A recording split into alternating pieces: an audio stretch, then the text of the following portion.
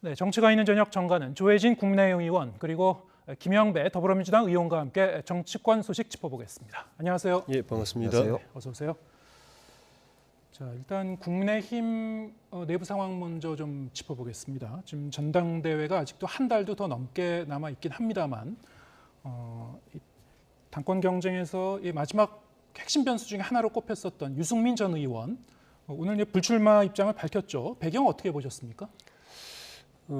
유승민 후보가 그동안에 일반 국민 여론조사에서는 압도적으로 앞서 있었고 지금도 국민의힘 지지층, 민주당 지지층 다 포함해서 조사를 하면 여전히 앞서 있는 걸로 보여지는데 당내 여론에서는 그만큼 안 나오죠. 네. 안 나오고 구도가 이렇게 출렁이면서 오히려 더 좀 빠져서 최근 여론조사에서는 한 자릿수대까지 이렇게 내려간 상황인데 대통령 후보 출마까지 했고 우리 여권의 큰 지도자 중에 한 분인데 본인이 주도적 역할을 할 수 없는 선거에 나가기는 굉장히 부담이 큰 거죠. 네. 근데 이 상황에서도 만약에 출마를 했을 때 현재의 양강 구도를 막 흔들어 가지고 3강 구도를 만들어내고 또 결선 투표까지 갈 전망이 보였으면은 아마 좀 긍정적으로 출마를 검토하지 않았을까 싶은데 나경원 후보가 이게 좀 흔들렸을 때도 그 중에 절반 가까이가 김기현 후보한테 가버려 가지고 김기현 후보를 쭉 끌어올리고 네. 그다음에 나경원 의원이 불출마 선언하고 난 뒤에 남은 그 지지층조차도 거의 안철수 후보 쪽에 그대로 가버리고 예. 하는 그래서 양강 구도가 굳어지는 상황을 보면서 변동성이 별로 없는 걸로 판단한 것 아닌가. 그래서 이번 선거에서는 본인이 주도적 역할을 하지 못하는 당선되지 못하거나 또는 당선과 당락과 관계없이 주도적 역할을 해야 되는데 그러지 못하는 선거에 출마하는 것은 정치적으로 의미가 없다. 그냥 소모적이다라고 판단하신 거 아닌가 싶네요. 오늘 밝힌 내용을 보면은 새로운 길을 개척해 가겠다. 오직 민심만 보고 가겠다 이랬는데 예. 그렇다면은 뭐 당권 경쟁에 뛰어들지 않더라도 훗날을 좀 도모하겠다. 예. 뭐 어떤 방식으로 참여하겠다는 걸까요? 일단은 좀 전에도 말씀드린 대로 전체 국민 대상 여론조사에서는 본인이 여전히 이 탄탄한 그 정치적 기반이 있는 것을 보여줬기 때문에 네. 그거를 토대로 해서 뭔가 정치적 활로를 모색을 하겠다는 의사 표현인 것 같고, 근데 새로운 길을 찾겠다가 살 길을 찾겠다고 한 거에 대해서 일부에서는 뭐 신당 창당 시사한 것 아니냐는 그런 분석도 있는데 그건 쉬워 보이진 않습니다. 전에 이미 국민의당도 해봤고, 바른정당도 해봤고, 바른미래당도 또 해봤고, 그 뒤에는 또 새보수당까지 해봤는데 그 참 쉽지 않았거든요. 네. 지금도 그런 어려운 환경은 마찬가지일 거기 때문에 예. 당장 그렇게 별로 그렇게 좋은 결과를 내지 못했던 신당 창당이라는 방식으로 활로를 모색하는 것은 당장은 하기가 어렵지 않겠나 싶습니다. 예.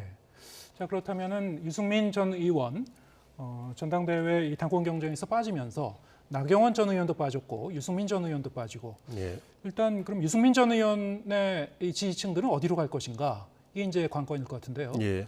뭐 안철수 의원에게 갈 수도 있고 아예 포기하는 사람도 있을 것이다. 예. 김기현 의원으로 갈 가능성은 뭐 그렇게 상대적으로 높지 않은 것으로 이제 관측이 되고 있습니다만 예. 최근 며칠 동안 나온 여론조사 결과, 오늘까지 나온 여론조사 결과들을 보면은 정말 그야말로 초접전인 그런 결과도 나오고 있고요. 예. 상당히 좀 예상외의 결과도 좀 나오고 있는 것 같습니다. 예. 이 당심이 좀 요동치고 있는 건가 아닌가 뭐 예. 그런 생각도 들 정도인데 어떻게 보셨습니까? 일단 그 표의 이동을 보면은 좀 전에 말씀드린 대로 나경원 전 의원의 표 같은 경우에는 막 흔들리던 그 시기에 대통령실과의 갈등 때문에 막 흔들리던 그 시기에 거의 절반 가까이가 김기현 후보한테 가서 김기현 후보가 쭉 1등으로 이제 급상승을 했고 네. 또 사퇴하고 난 뒤에 나머지 남아있던 그 지지층은 거의 또 안철수 후보에게 갔고 예. 그게 만약에 유승민 후보에게 왔으면은 유승민 후보가 3강으로 바로 되는 것이었는데 예. 안 돼 가지고 지금 이제 불출마까지 하신 것 같은데 이 표가 산술적으로 보면은 여론조사 결과로 놓고 보면은 거의 그대로 안철수 후보에게 간 것 같아요. 왜냐하면 불출마 선언하기 전에 김기현 후보하고 안철수 후보의 격차가 어떤 데는 6%, 어떤 데는 9% 이렇게 났거든요. 근데 지금 불출마하자마자 나온 제가 이제 보도된 건 이제 두 가지인데 그 불출마 직후에 바로 나온 여론조사는 거의 그 표만큼 안철수 후보가 올라가가지고 예. 1위, 1, 2위가 뒤바뀌었습니다. 네.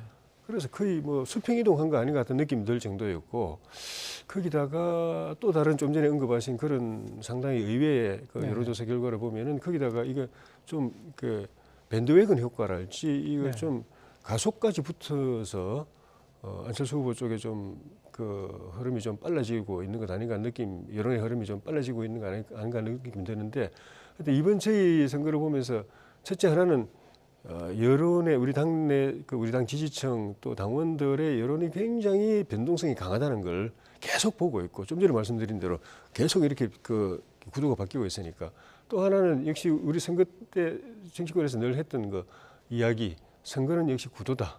이 사람 빠지니까 바로 판이 바뀌어버리고 이 사람 빠지니까 또 바로 판이 바뀌어버리고 네. 누가 나오고 안 나오고 그 표가 나오고 겹치느냐 안 겹치느냐가 당락을 그냥 순식간에 순위를 바꿔버리는 그런 현상을 적나라하게 지금 보여주고 있는 것 같습니다. 당초에는 유승민 전 의원이 만약에 이 전당대회 레이스에서 빠질 경우에 예, 일단 이게 표 분산이 좀 덜 되기 때문에 예, 애초에 상당 기간 이제 이 친윤계 이른바 이제 대표 당권 주자로 좀 꼽혀 왔었던 예. 김기현 의원이 좀 상대적으로 유리하지 않을까 이런 전망도 있습니다만 예, 요 며칠 동안 지금 나오고 있는 그 양상을 보면 여론조사 양상을 보면은 그것도 좀 속단하기 어렵다. 예, 예. 그리고 지금 1차 투표에서 끝날지 결선 투표로 갈지 결선 투표로 가면 어떻게 될지 좀 알 수가 없는 상황이니까요. 예. 상당히 좀 안개 속으로 더 들어가는 거 아닌가 싶은데 물론 상대당이긴 합니다만 이 민주당 입장에서도 보면은 이 국민의힘 당대표 선거 상당히 좀 흥미롭게 주목하고 있을 것 같은데 어떻게 보고 계십니까? 그러니까 우선 대통령이 당무에 깊이 개입을 했잖아요. 예. 룰도 100% 당원 직접 투표로 바꾸고 또 이준석 대표를 비롯해서 나경원 원내대표를 주저앉히는 직접적인 이런 작용을 하고 특히 최근에 김건희 여사가 이제 여성 국회의원들도 직접 만나고 뭐 이런 과정들을 보면서 아마 이게 친윤 정당으로 만들어가는 과정에 대해서는 뭐 소위 이제 친윤 지지자들이 찬성을 하지만은 또 한편으로는 너무 당이 이렇게 대통령의 일색으로 가는 것에 대해서는 굉장히 한편으로는 걱정도 있어 보여요. 그러다 보니까 안철수 의원 같은 경우도 사실 지난번에 후보 단일화도 했고 인수위원장까지 했기 때문에 이 정부에 대해서 어느 정도의 공이 있잖아요. 그러니까 제가 보기에는 지금 대통령의 당무 개입의 역작용이 현실화되는 거 아니냐 이런 이제 그런 모습들이 보이고 있는 것 같고요. 또 한편으로는 민주정당이 여당으로서 자리를 잡을 때 사실은 야당과 협치도 하게 되고 또 국민들의 목소리도 귀를 기울이게 되고 또 국정 운영을 하다 보면은 다 잘할 수만은 없지 않습니까? 그래서 좀 잘못된 점에 대해서는 건의도 하고 이러면서 뭔가 국정이 좀 이렇게 부드럽게 그러면서 또 한편으로는 큰 틀에서 여야가 공존하면서 그러니까 국민들과 함께 가는 이런 정치가 이루어질 텐데 당원 이제 국민의힘 당원들도 지금 그 걱정이 있는 거 아닌가 뭐 그런 게 보이고요. 그런 면에서 저는 이제 하나 참 우리 정치인들이 명심해야 되겠다 싶었던 게 오늘 뭐 가십거리일 수도 있지만 남진 씨 그 사진 보면서 많은 국민들이 좀 한편으로 야 이게 정치를 해도 이렇게 좀 뭐랄까 이렇게 누구를 이용해서 이렇게 하려고 하냐 이런 이야기를 하는 걸 봤는데요. 참 좀 이제 이 비방전이 격화되고 하면서 앞으로 여당이 조금 더 네거티브보다는 포지티브한 이슈를 가지고 좀 경쟁이 되었으면 참 좋겠다 이런 생각을 해봤습니다. 네. 좀 네거티브를 좀 배제하고 선의의 경쟁을 하면 좋겠다. 지금 야당 입장에서 또 이제 그런 의견을 말씀해 주셨고 지금 말씀하신 대로 전반적인 국민 여론뿐만이 아니고 당내에서도 혹시 그간의 이제 이 당내 갈등이라든가 이런 것을 지켜보면서 여론의 이제 역풍이 혹시 불고 있는 건 아닌지 이건 뭐 사실 뚜껑을 열어봐야 알겠습니다만 지금 많은 분들이 얘기하고 있는 것이 지금 여론조사 결과에 나온 거와 실제로 이 당원 투표율이 100%니까요. 책임 당원들의 이 인구 구성이 어떻게 되는지 좀 다를 것이다. 예. 특히 이제 영남권의 이제 비율이 한 40% 이상 되기 때문에 예. 뚜껑을 열고 보면은 이 여론조사 결과는 좀 다를 것이다 이렇게 보는 시각도 있고요. 좀 다르게 보는 시각도 있습니다. 어떻게 보십니까? 그러니까 지역적으로도 편차가 있고 네. 그다음에 연령대별로도 그 유권자층이 많은 연령대가 있고 적은 연령대가 있는 점도 있는데다가 기본적으로 이 여론조사의 정확도가 조금 문제가 있는 게 네. 이제 이 정도로 전국 그 대상 여론조사가 정확하게 이 흐름을 잡아내려면은 한 2~3천 명 정도의 이 응답자가 있어야 되는데 500명 이하인 응답자가 500명 이하인 것도 많습니다. 네. 그거는 이 여론조사 자체가 이게 오류가 있을 가능성이 있어 보이고, 그다음에 여론조사가 맞다고 하더라도 좀 전에 말씀드린 것처럼 지금 우리 당원들이 하나하나의 이슈에 대해서 굉장히 예민하게 반응하면서 이렇게 여론이 출렁거리고 있기 때문에 오늘 이 시점에 여론만 잡아낼 뿐이지 흐름은 못 잡아내고 있거든요. 예. 오늘은 이 사람 1등이었는데 며칠 지나면 또 저 사람 1등이고, 그러니까 흐름을 못 잡아내는 측면에서 40일 이후에 그 결과를 지금 이 여론조사를 가지고 예측한다는 게 무모해 보일 정도로 이 변동성이 크고, 네. 그다음에는 좀 전에 말씀드린 것처럼 여론조사가 현재 여론조사가 정확하다고 하더라도 표하고 연결에 문제가 있는 거는 우리 당 그 유권자가 적은 그 지역에서 또는 그런 계층에서 그 지지율 많이 나와봐야 표하고는 큰 의미가 없는 겁니다. 예. 그리고 내 지지율이 높은 지역이나 계층이라 하더라도 또 투표율이 낮아버리면 예. 그게 표로 그대로 또 반영이 안 되는 것이거든요. 이런 변수까지 있어가지고 지금은 40일 이후의 결과를 예측하는 게 참 굉장히 힘들고, 그런 측면에서는 뭐 좀 전에 최근에 어떤 분들은 뭐 게임 끝났다 뭐 그런 이야기까지도 하던데 이제부터 시작인 것 같고, 그 변수 하나하나의 이슈 하나하나의 여론의 이 그 예민한 반응 추이를 보아가면서 해야 될 것 같고, 당 입장에서는 이렇든 저렇든 간에 흥행은 잘 될 것 같은데, 예. 잘 될 것 같은데 네거티브는 안 했으면 좋겠다. 예. 이 국민들이 바라보는, 우리 당원 지지층들 당원들이 바라보는 그 시선 속에는 그 분명히 있습니다. 누구든 긍정적인 이 경쟁을 하는 쪽이 좀 표를 더 많이 가져갈 가능성이 많다. 그걸 좀 명심을 했으면 좋겠습니다. 예, 알겠습니다. 여야 의원 공히 예. 네거티브는 좀 그 배제하고 예. 좀 이렇게 선의 경쟁을 하면 좋겠다라는 말씀을 이제 계속 말씀해 주셨고요. 아직까지 전당대회가 뭐 한 달도 넘게, 훨씬 더 넘게 남았으니까요. 그 정도의 기간이면 뭐 선거에서 어떤 일이라도 일어날 수 있는 그런 여러 가지 변수가 있을 것 같습니다. 계속 좀 주목해 보도록 하겠습니다. 민주당 상황도 보겠습니다. 오늘 이른바 이제 비이재명계 의원들의 모임이라고 많이 이제 평가가 됐었는데요. 민주당의 길 오늘 이제 정식으로 이제 출범을 했고 첫 토론회를 가졌습니다. 이 모임의 성격에 대해서는 뭐 의견이 분분하던데요. 김영배 의원님도 참여를 하시고 계셨죠? 오늘 토론회도 참석하셨습니까? 네, 그렇습니다. 예. 오늘 이재명 대표가 오셔서 축사도 해주셨고요. 오늘 이원욱 의원이 사회를 보시면서 성격을 명확히 말씀하셨어요. 이게 어떤 정치 결사체가 아니고 대안과 우리 민주당의 방향에 도움이 되는 정책을 만들어내는 토론 모임이다. 이렇게 네. 이제 말씀을 하셨고요. 또 재미있는 게 비명계 모임이 아니고 비전 모임이다.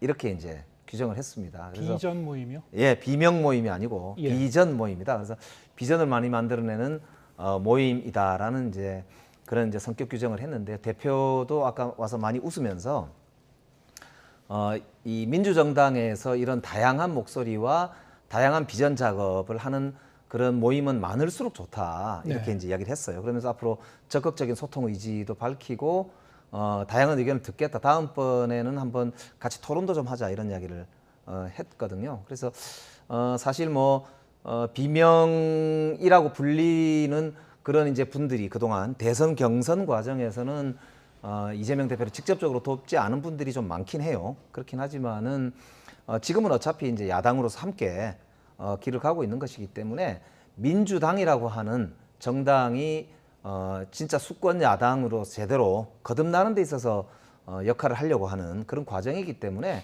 저는 민주정당이라면 이런 다양한 목소리나 다양한 토론 뭐 그런 게 이제 서로 서로 간에 이렇게 오가고 그런 게 이제 또 누가 더 나은가 또 나중에 또 검증도 해보고 네. 뭐 이러면서 이제 그게 오히려 결과적으로는 당 대표에게 도움도 될 수 있다. 뭐 그런 점에서 보면은 저는 오늘 굉장히 좋은 출발, 중요한 출발을 했다고 그렇게 보고 있고요. 이재명 대표도 앞으로 다양한 그런 그룹의 다양한 목소리를 듣겠다고 아까 얘기를 하는 거 보니까 어느 정도는 이제 정말 당 대표로서 좀 민주당을 제대로 한번 다양한 목소리들을 집결해서 당력을 집중하겠다는 의지를 가진 거 아닌가라고 하는 모습을 좀 엿볼 수 있었습니다. 전체 참여하는 의원 인원이 한 어느 정도 됩니까? 저희들이 한 30여 명 되는데요. 예. 이제 오늘 참석한 분은 20명 좀 넘고요. 예. 그래서 앞으로 주로 이제 오늘 많이 이야기됐던 게 민심으로 바라본 민주당의 길 그렇거든요. 예. 그래서 오늘 아픈 발제들이 있었습니다. 여론조사 전문가께서 나오셔서 민주당이 이 국민의힘에 비해서 오히려 인물 경쟁력, 그 다음에 국민들이 바라보실 때의 이제 소위 비토, 그러니까 비호감이라고 하죠. 비호감도. 그 다음에 민주당이 세대 교체를 못하고 굉장히 고인물이다. 네. 뭐 이런 지점에서 이제 앞으로 여론 지형에서 유리하지 않다라고 하는 그런 아주 아픈 대목들을 조목조목 짚어주셨어요. 네. 그래서 그런 면에서는 우리 민주당을 주도하고 있는 소위 운동권 출신들이나 아니면 나이가 50대에 접어든 그런 층이 좀 새로운 자기 역할 조정을 하면서 정말 신선한 리더십을 형성하고 새로운 모습을 보이고 정책을 만들어내는 데 있어서 예. 좀 오히려 모범을 보여야 되지 않느냐 뭐 이런 내부의 자성도 좀 많이 있었고요. 그래서 이런 혁신과 관련된 정치개혁과 관련된 정책 혁신과 관련된 이야기들 앞으로 깊이 있게 좀 많이 나누기로 그렇게 했습니다. 언뜻 생각하면은 이제 민주당의 길, 앞으로 당의 진로를 얘기하자면은 당이 지금 직면하고 있는 여러 가지 고민 중에서 가장 큰 고민 중에 하나가 역시 이재명 대표의 이 검찰 수사 아니겠습니까? 오늘 그 점과 관련해서는 뭐 직접적인 언급은 없었습니까? 예, 이제 아무래도 검찰 수사가 이재명 대표뿐만 아니라 문재인 정부에 대해서 전방위적으로 이루어지고 있기 때문에 예. 여론조사 전문가 말씀으로는 그런 이제 검찰의 수사가 직간접적으로 여론조사 결과에 특히 중도층의 여론에 상당히 영향을 끼치고 있다라고 예. 하는 점이 지적이 있었고요. 그 지점에 있어서는 이제 그럼 어떻게 하면 되느냐에서는 여러 좀 논란이 있었어요. 예. 그런데 이제 이재명 대표와 관련한 수사에 대한 직접적인 언급이나 이런 거는 저희들이 뭐 직접적으로 하지는 않았고요. 네.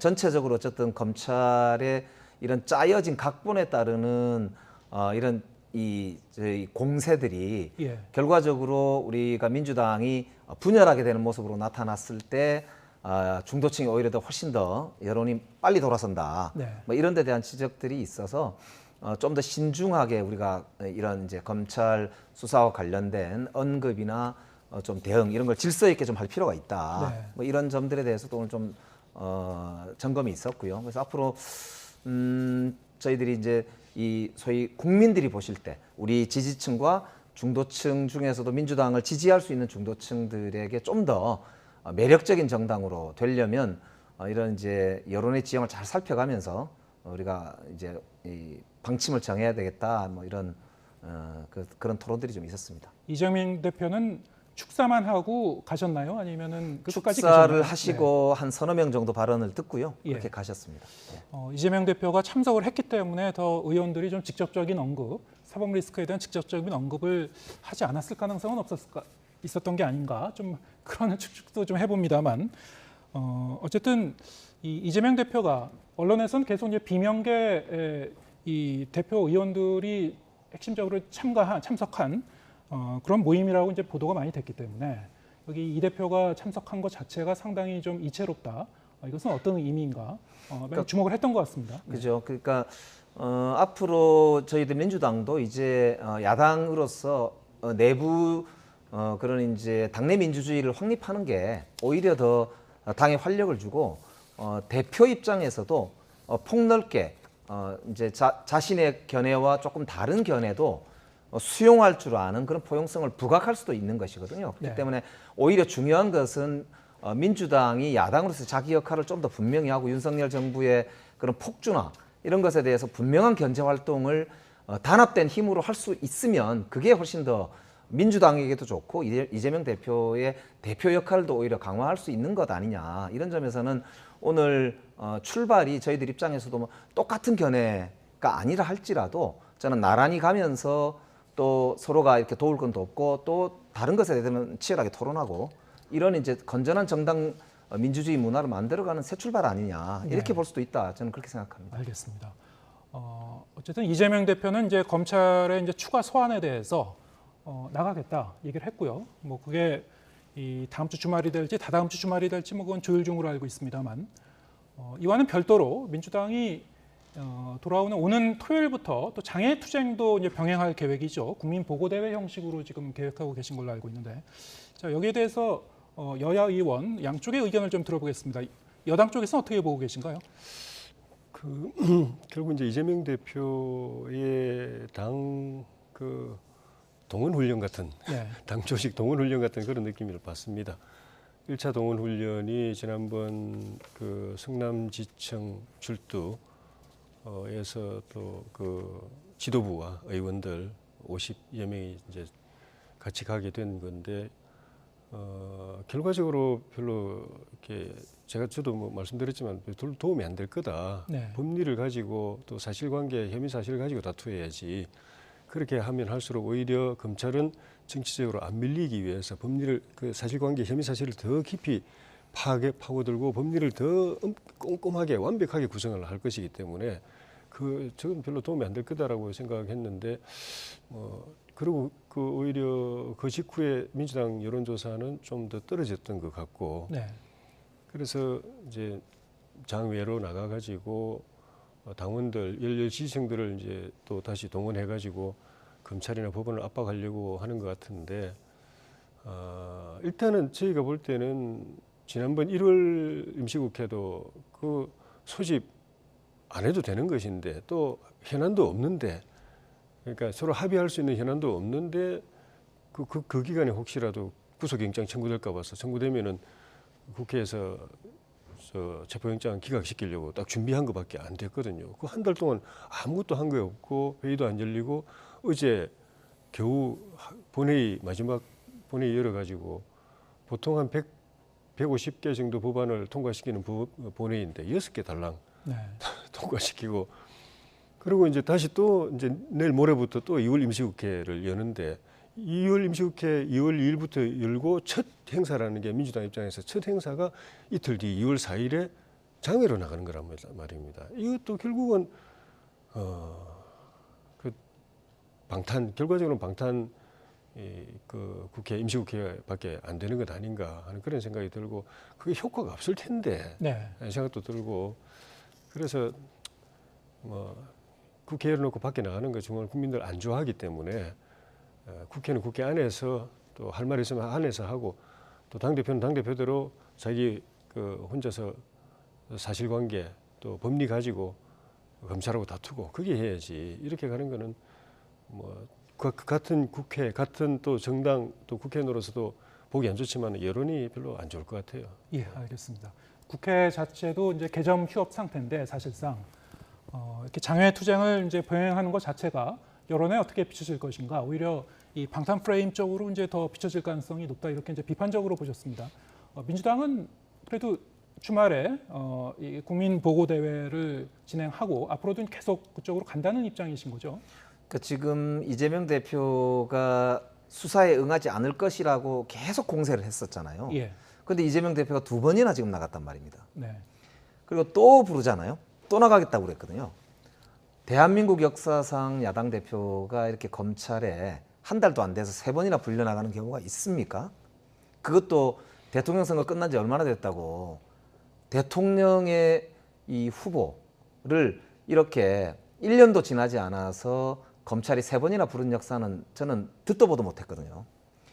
그런데 김건희 여사에 대한 주가 조작 사건은 지금 2월 10일 날 권오수 씨 등 주범들이 1심 판결이 나오는데도 지금 전혀 수사를 하지 않고 있고요.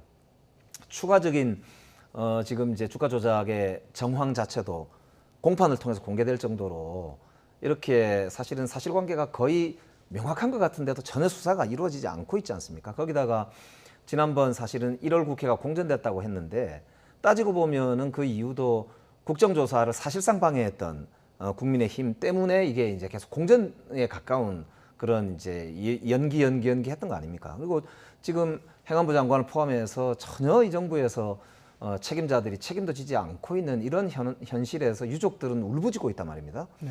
그러니까 이런 상황들을 사실 국민들께 이제 저희들은 보고드리지 않을 수 없다고 판단하고 있는 것이고요. 그럼에도 불구하고 2월 국회는 정상적으로 갑니다. 당연히 2일날 개원식을 하고요. 6일부터 대정부 질의를 하고요. 그 다음 주 13일부터는 또 교섭단체 대표연설을 하게 되고 상임위도 다 엽니다. 그렇기 때문에 국회는 당연히 저희들이 다수당으로서 책임과 의무를 다할 것이고요. 그런 연장선상에서 그럼에도 불구하고 아무리 국회에서 저희들이 떠들어도 요만큼도 안 들어주고 야당은 싹 깔아뭉개고 야당 대표는 한 번도 국정 파트너로 인정하지 않으면서 수사만 계속하고 그것도 증거도 새로도 나온 것도 없고 이게 도대체 그러면 야당을 어떻게 하라는 겁니까? 그냥 들러리만 서고 그냥 뭐 국회 열리면 국회 단상에서나 그냥 자기 말 계속하고 떠들고 뭐 아무것도 대통령이 파트너로 인정을 안 해주면서 국민의 목소리 절반 이상 가는 국민들의 목소리는 그것도 다수당의 목소리는 요만큼도 국정에 반영이 안 되는데 이 민주당 입장에서는 이 국가 운영에서 그냥 뭐 어떻게 하라는 건지 모르겠습니다. 그러니까 저는 이게 저희들이 장외투쟁만 하고 대대적으로 무슨 저 국회를 거부하고 이런 게 아니지 않습니까? 오죽 답답하면 그러겠습니까? 그러니까 저는 지금이라도 정부가 정말 검찰 독재라는 말을 듣기 싫으면은 정말 공정하게 검찰권 행사하시고 또 책임 있는 정부 책임자들에 대해서는 사건 사고의 책임을 묻고 국정 쇄신을 해야 된다. 그래야 민생을 위한 파트너십으로서의 여야 협치도 살아나고 저는 이 어려운 민생도 함께 헤쳐나갈 수 있지 않나 정말 그걸 간곡하게 말씀드리고 싶어요. 예, 알겠습니다. 좀 1월도 그랬지만 사실 2월도 1월에 이제 전국을 얼어붙게 했었던 여러 가지 요인들 그대로 이제 가져가는 거죠. 이재명 대표에 대한 검찰 수사로 여야 충돌 몇 번 더 일어날 것 같고요. 그리고 여당 같은 경우에는 이제 당권 레이스가 좀 더 격화될 테니까요. 자, 이런 가운데 이제 민생 현안이 여러 가지로 좀 산적도 있는데 2월 임시국회는 좀 어떻게 정상적으로 가동이 될지 잘 지켜보도록 하겠습니다. 조혜진 국민의힘 의원 그리고 김영배 더불어민주당 의원과 함께했습니다. 고맙습니다. 네, 고맙습니다.